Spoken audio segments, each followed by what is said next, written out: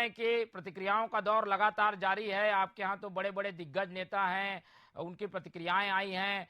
अब अभी तो उतने तीखे प्रहार एक दूसरे पर नहीं कर रहे हैं, सब कह रहे हैं कि मिलजुल कर कटुता ना हो, इस तरीके के चुनाव होंगे। पर क्या देख रहे हैं चुनाव की तारीखों के बाद, कैसा माहौल है वहां पर राजनीतिक रूप से?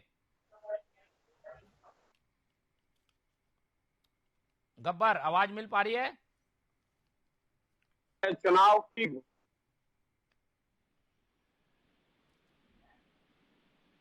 कांग्रेस हो, आम आदमी पार्टी, कोई भी हो, सभी दलों में हलचल मच चुकी है। वहीं दूसरी तरफ अगर हम बात करें चुनाव आयोग की, तो चुनाव आयोग भी सतर्क हो चुका है, वहीं पुलिस प्रशासन भी सतर्क हो चुका है।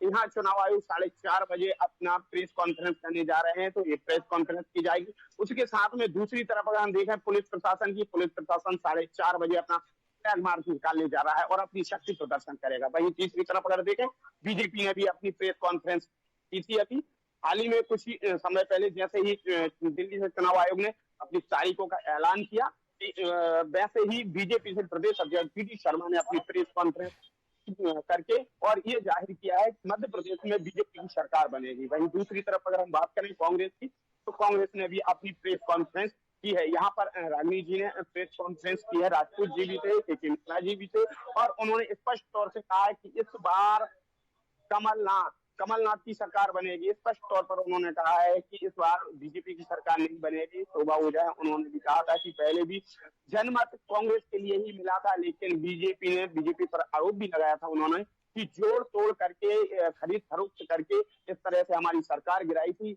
लेकिन इस बार डबल बहुमत, यानी जो बहुमत पहले मिला था जनता का, इससे भी ज्यादा अधिक बहुमत हमें मिलेगा और इस बार हम अपनी ऐसी सरकार बनाएंगे कि इस बार किसी भी तरह से कोई भी कहा जाए कि तोड़ नहीं सकता है। यानी कुल मिलाकर ये कहा जाए, इनडायरेक्ट में ये वाला आरोप बीजेपी पर लगाया था उन्होंने कि जिस तरीके से पहले आरोप लगा था कि बीजेपी ने खरीद करके और कांग्रेस की सरकार गिराई है, कांग्रेस के विधायकों को खरीदा है। लेकिन इस बार इस तरीके का माहौल देखने को नहीं मिलेगा। कांग्रेस पूरी जोड़ तोड़ कहा जाए कि एड़ी चोटी का जोर लगा रही है, एड़ी चोटी का जोर कांग्रेस लगा रही है। गब्बर, आपको थोड़ा रोकूंगा, हमको प्रतिक्रिया मिल रही है नरेंद्र सिंह तोमर की, केंद्रीय मंत्री भी हैं, इस बार उन्हें आला कमान ने विशेष रूप से मध्य प्रदेश में उतारा है। तो नरेंद्र सिंह तोमर क्या कुछ कह रहे हैं, आइए सुनते हैं नरेंद्र सिंह तोमर को। चुनाव आयोग ने जो चुनावी कार्यक्रम का निर्णय किया है, मैं उसका स्वागत करता हूं। और भारतीय जनता पार्टी मध्य प्रदेश में भी और देश के अन्य भाग जहां चुनाव हो रहे हैं, वहां पूरी तरह से चुनाव लड़ने के लिए तैयार है। चुनाव की सारी तैयारियां बूथ से लेकर शीर्ष नेतृत्व तक लोग कर रहे हैं और मुझे पूरा विश्वास है कार्यकर्ता परिश्रम करेंगे, जनता का आशीर्वाद मिलेगा और भारतीय जनता पार्टी मध्य प्रदेश में भी और छत्तीसगढ़, राजस्थान और मिजोरम में भी सरकार बनाने में सफल होगी। तो बड़े केंद्रीय नेता हैं नरेंद्र सिंह तोमर, इसलिए उन्होंने 5 राज्यों को मिलाकर अपनी प्रतिक्रिया दी है। और जैसे कि एक प्रतिक्रिया की उम्मीद रहती है कि 5 राज्यों में बीजेपी की सरकार बनेगी, ये कुछ कहना था नरेंद्र सिंह तोमर का। इसके अलावा छत्तीसगढ़ में क्या कुछ हो रहा है, छत्तीसगढ़ की राजनीति के संबंध में जानकारी ले लेते हैं। हमारे सहयोगी अमित हमारे साथ जुड़े हुए हैं। अमित, छत्तीसगढ़ के बारे में क्या प्रतिक्रियाएं हैं, कैसा माहौल चल रहा है कांग्रेस भाजपा में, कितनी तैयार है दोनों पार्टियां?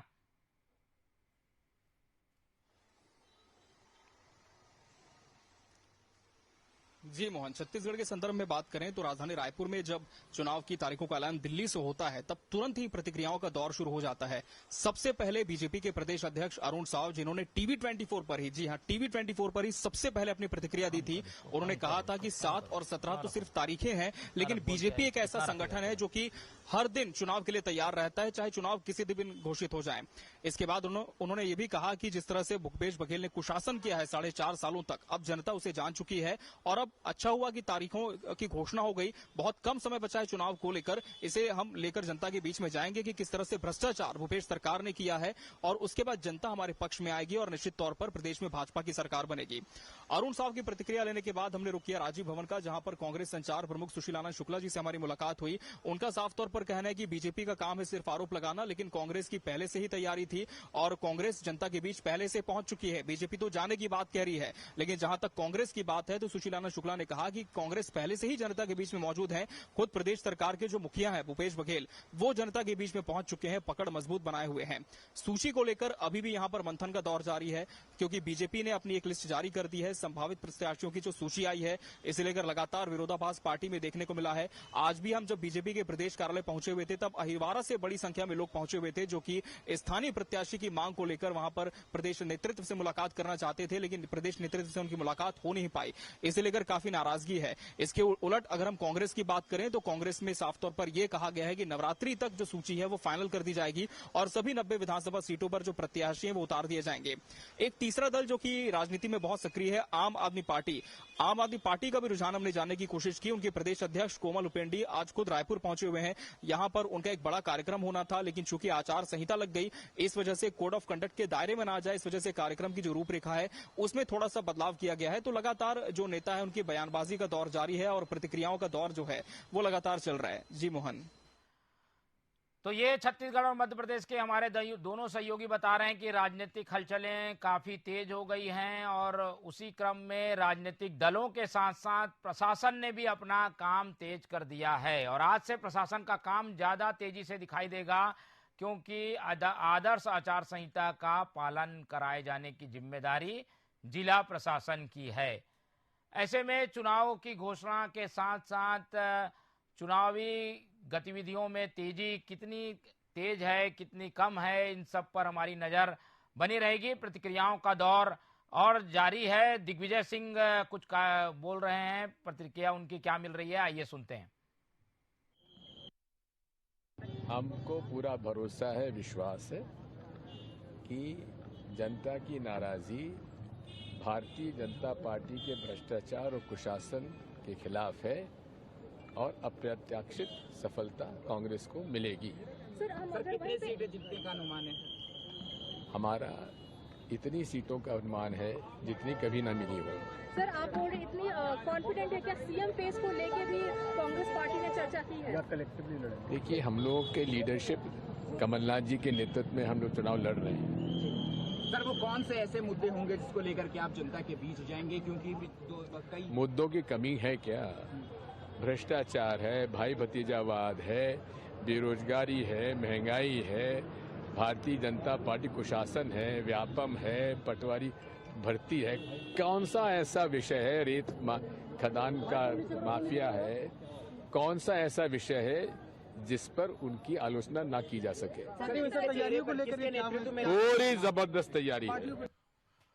हम भी यही उम्मीद करते हैं कि राजनीतिक दल जबरदस्त तैयारी के साथ उतरे। दिग्विजय सिंह, जिसकी इनकी प्रतिक्रिया हमने अभी सुनी, कह रहे हैं कि पूरी तैयारी के साथ मैदान में हैं और राजनीतिक दल ऐसे समय में जब उन्हें पता चलता है कि तारीखें कितने दिन बाद हैं, कब चुनाव हैं, तो ज्यादा तैयार नजर आते हैं।